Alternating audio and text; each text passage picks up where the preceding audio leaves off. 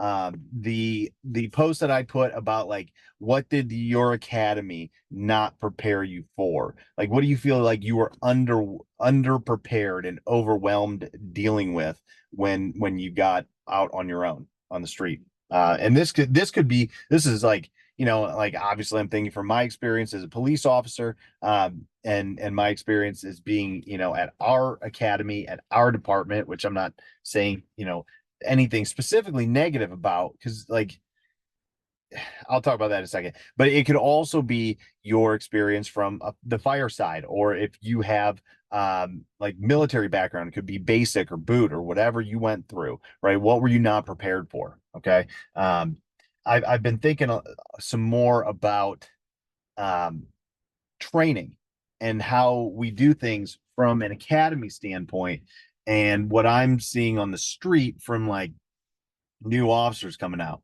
right? And just some like trends that could be my just projection, but it also could be reality. So like, uh, yeah. So like, let's dig into that a little bit. I think that's worth discussing. So number one, right? The academy that I went through was really good. Okay. I think it was really, really an excellent police academy, and I felt prepared hitting the road. I really did. I wouldn't change that experience too much at all, other than, I would have liked to done more live grappling and more aggressive stuff, and more like we only really got after it for like a few weeks out of the 20 weeks. Um, maybe two or three where we really got after it. Okay. And I was kind of hoping for like, I don't know, like 18 of those weeks being like that. So to me, it could have been more aggressive, and I would have been totally fine with it. But I was also at a different space than I am now, and I was in a different space than a lot of my other classmates. Not all of them, about half of them, right? About half of us could have handled the volume it being increased, and about half would have, I think, quit, if it would have been ramped up too much more. As far as like aggression, getting after it, training heavy, training hard, like that kind of stuff. I don't think about another half would have made it, and I think that would have been okay. Nothing negative about those classmates of mine, but um, in hindsight, like that's the group that we've kind of lost more through natural attrition from. That's a group that I see like, hey, this job is, maybe not, maybe not for you.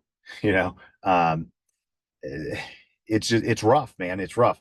So, all right. So like, let's, now that I've established that, like I've no ill will towards our academy, and you are limited by what you can do in an academy in general, right? You are limited. Um, based on time, based on like you have to check so many boxes from a legal standpoint. So you can't do everything, right? You can't do everything, and it's never going to be perfect. And even when you develop the perfect plan, like something's going to go wrong, that it's not going to be perfect anymore, and people are going to have gripes and complaints and bitches about it, right? So that said, here's what I'm kind of seeing, okay, is that the the officers that we're getting now hitting the street are scared. They are scared, and it really makes me wonder: are they being scared in the academy? Is the training scaring them so that they get on the street and they're just terrified of everything? And therefore, like if you're running around terrified, let's talk about that for a second. If you're running around on the street as a cop terrified, that is the scariest thing for everybody. Like you can't run around in a sympathetic, like crazy state where everything is trying to kill you. Everything is a massive threat. Everything is a threat to your safety and your life. Everything, right? Because you are scared of everything. You're scared of a domestic call. You're scared of vehicle pursuit. You're scared of vehicle stop. You're scared to get out and talk to somebody. You're scared of a consensual encounter because it could transpire into a fight. Like you're literally scared of everything. Okay. So your nervous system, like think about what that does to your nervous system when you have cops that are running around terrified. Their nervous system is on overdrive. Okay. So now their nervous system's on overdrive, sympathetic response to level 10, we call that condition black, where you can't make good decisions because you're so stressed out. Okay. So you're always there. And now you're always also worried. And this is where I think we can do better in training. Most of these new officers are scared of not only the physical consequences of the job, which is injury and death, they are also scared of the legal ramifications, the social ramifications, lawsuits, jail, prosecution, social media fallout, all of these other things that don't have as much bearing on like physical survival. They have no bearing on it. Okay. And you just stack all of these things that are causing terror and panic, and then you combine that with the fact, like, who are we getting now? Like, people don't want to be cops. People don't want to be cops, right? When I got on, it was still close enough post 9/11, whereas like people wanted to do this job. They thought it was like, heroic and cool, and like, like you got to go do some neat stuff and see some awesome things and help people and put bad guys in jail and that kind of stuff. um, it ain't like that now. Right? We have swung the other way. So the people that we're getting are not as high caliber. I'm just going to say it. They're not as high caliber. We're not getting, the high level athletes. We're not getting, advanced degrees. We're not getting it. We're not. This has become identity politics, checking boxes, taking who we can get. And because of that, the skill sets are lower physically. So the less athletic people you get to apply, the ramification downstream is that they're going to be less good at things like shooting and fighting. Okay. So if you're less good at things like shooting and fighting, that means that your competency in that is way lower, which also is going to increase the fact that you're afraid. So you can see how it's like creating a perfect storm. So what do we get? We get low caliber applicants, right? That have a lack of competency, and then they get terrified in the academy, physically, emotionally, socially, legally terrified, right? So now they hit the street where everything is real, no more mistakes. And honestly, like, you cannot make a mistake in law enforcement today. You have to be perfect. And that's a big ask, man. Like, that's too big. You can't expect us to run around out here being perfect and to do the crazy shit that society wants us to do.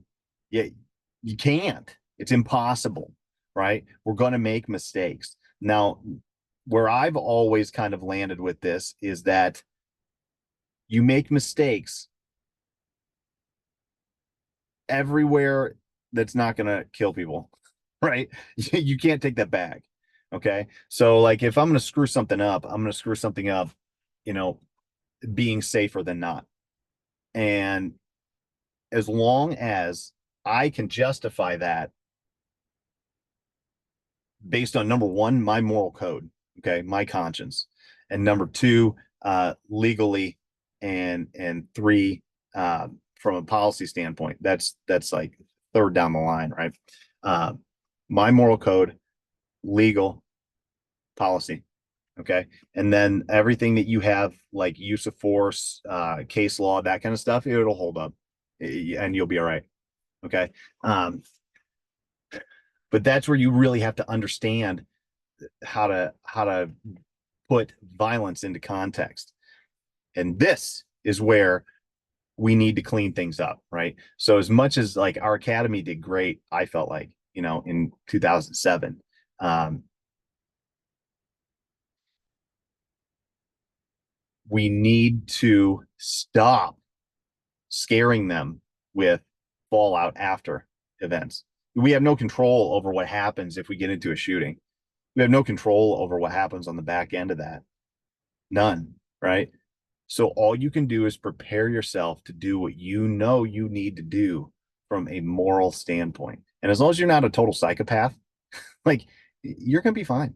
Okay. You're going to be fine. It might get ugly. It might get scary. It might get, but like you don't have control over that. So you wanted to step in the arena and now like we're here. Okay. You can't deal with the critic. You just got to let them do what they do and know that you did the right thing. And if you're persecuted for it, so be it. And then once you understand that, your terror level goes down, it drops.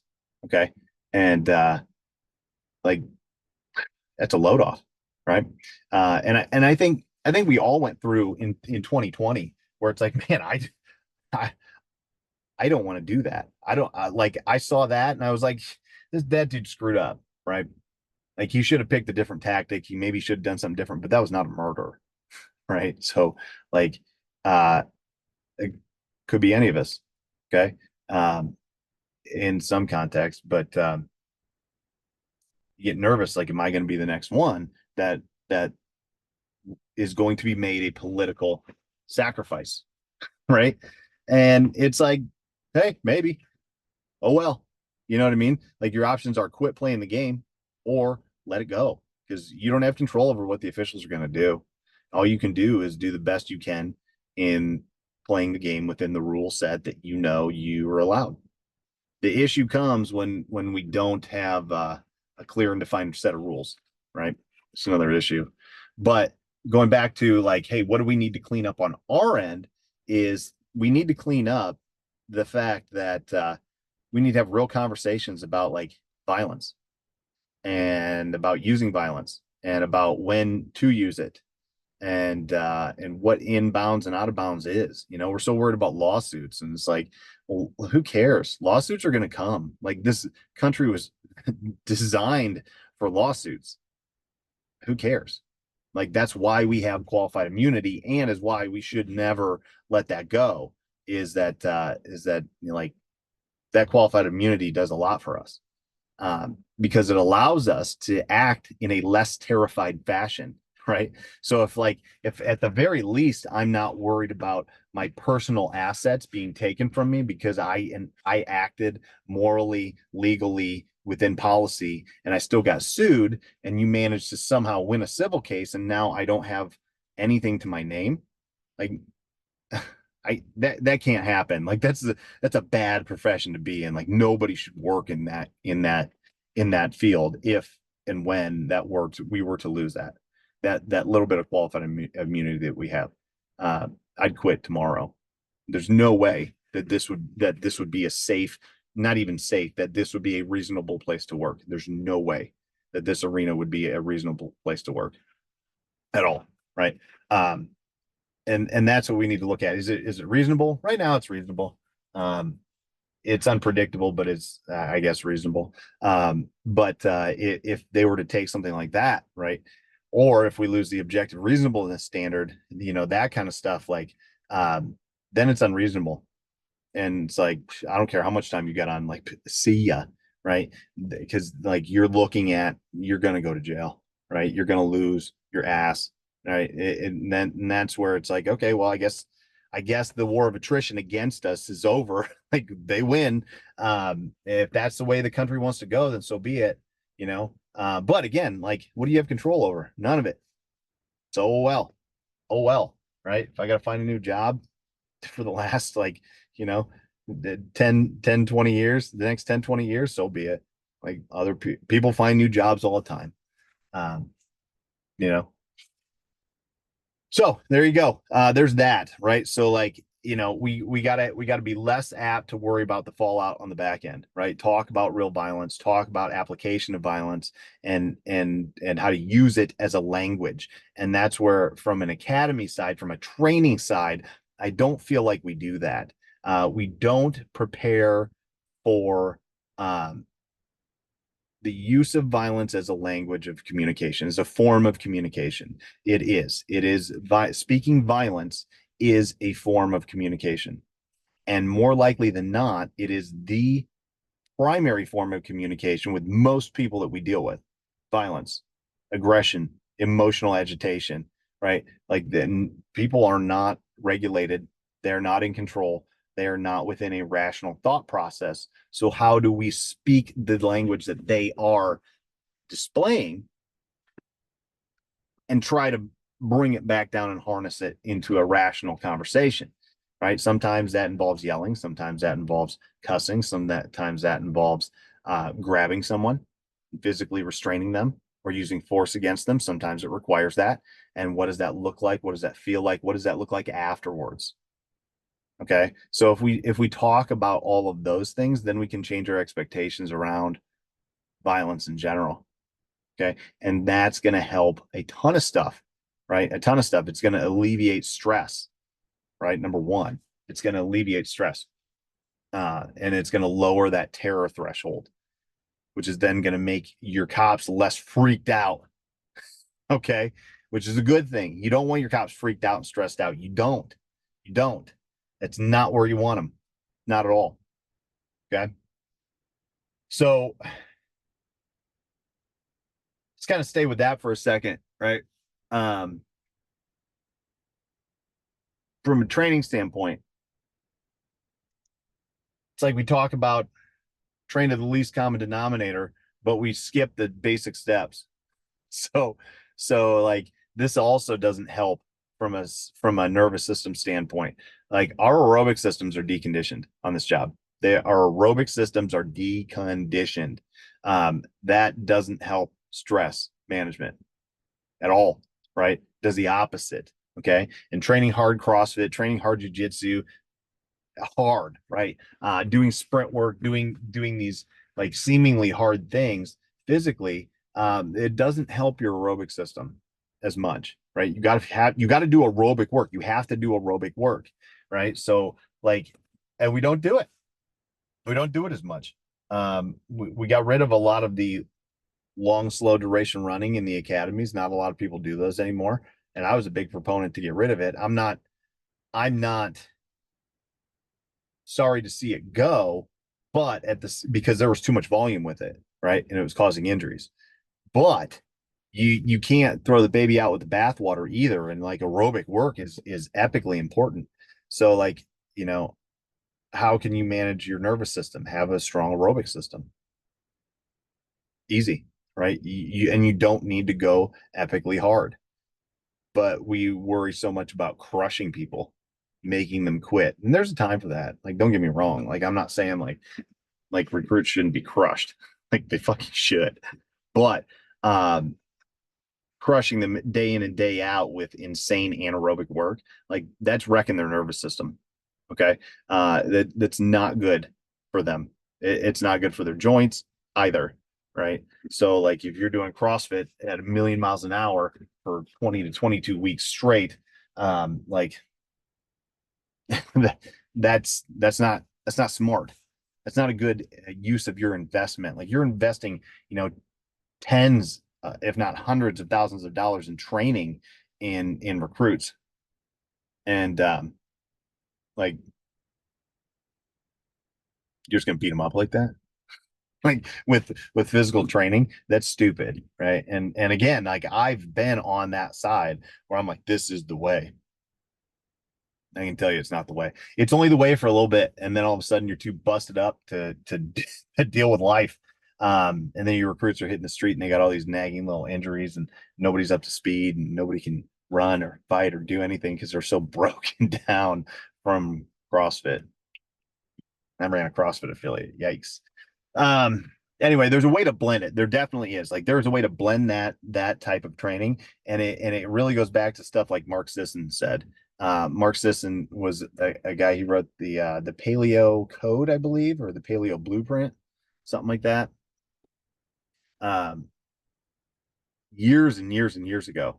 So what he said is like, hey, what do you need to do? You got to lift weights 2 to 3 times a week, sprint twice a week, and jog 3 times a week. Done. Right there, you go. There is your prescription for training. That's it. And however you want to do that, like do it up, man. Like lift 2 to 3 days a week, sprint 2 to 3 days a week, and then like get aerobic work in 2 to 3 days a week. So you have to double up some efforts. You have to run and lift on some days, but hey, I think that's cool. You don't have to do it all day though either. You're talking about like 60 minutes total, right? Total. Like you're talking, and like, all right, so from a total volume standpoint, from a weekly basis, like how much volume in training? 3 hours total. Okay. So like all of those things that structure that I just discussed, like you can plug that stuff in to our sessions and just do it 3 days a week. And as long as you are working on your nutrition and your movement outside of that, like money, you guys are good to go. Okay. And I don't know why this is only set for an hour. Anyway, yeah, you're good to go. So like you got to remember, training is not the be all end all. Okay. Movement outside of that is so much more impactful. Like 70% of your daily energy expenditure comes from things other than training.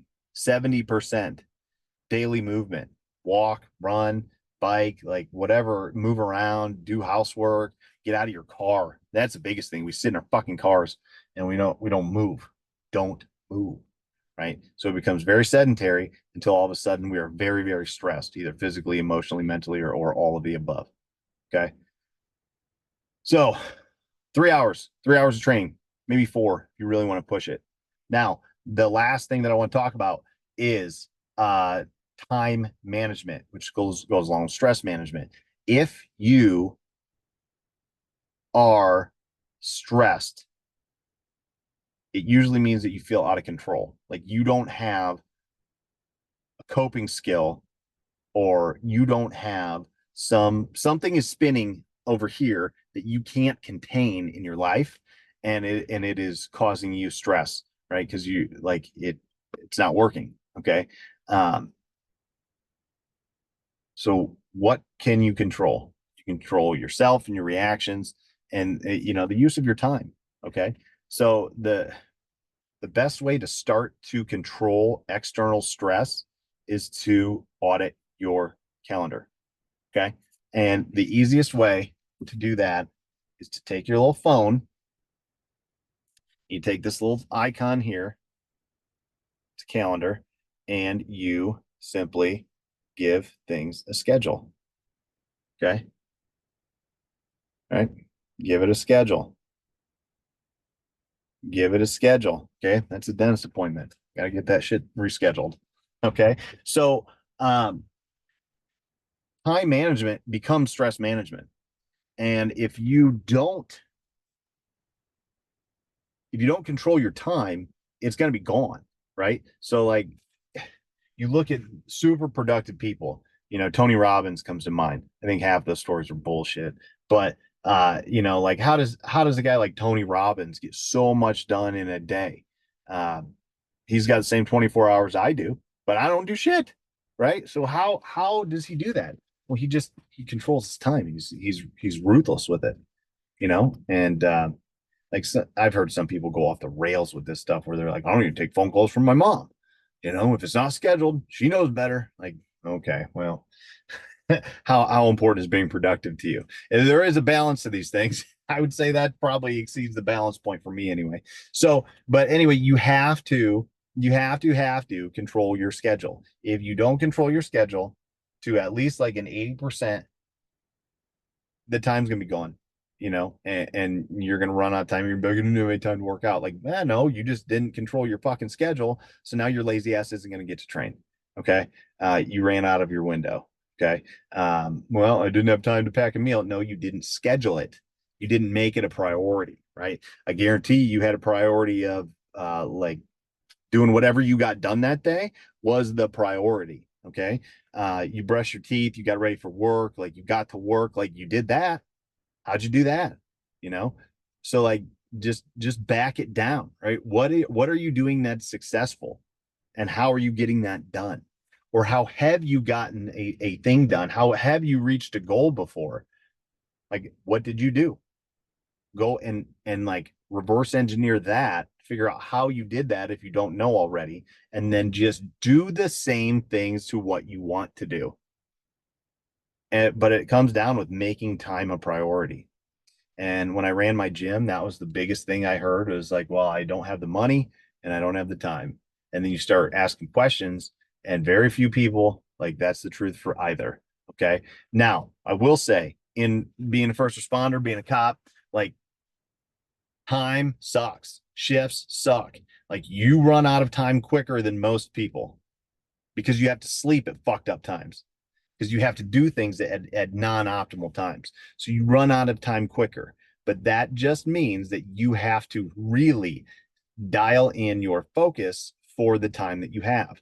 So if you only work out twice a week, like, you better make those impactful sessions. And that doesn't mean you have to burn them to the ground. It might mean that, but it doesn't always mean that. It just means you have to be purposeful about them, and they have to be effective. Okay. And odds are, if you only have time, this is like hard to wrap your head around, but also at the same time is kind of relieves you. At least it does for me. If you're working so hard and so much that you don't have time to train, you literally don't have time to train 3 to 4 days a week, then you don't need to, because your body doesn't know the difference between stress from here up and stress from here down.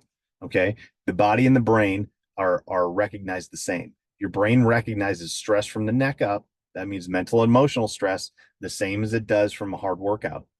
It doesn't know the difference. It just knows that there is stress. So if you were up for, like, let's say you had a 24-hour shift and a 16-hour shift and then another 18-hour shift. Let's say you really got hammered in 3 days. In 3 days, you slept for maybe 7 hours in 3 days. Should you be training hard? No, hell no. You should be sleeping, recovering, and drinking water and stuff like that, like lower tier stuff.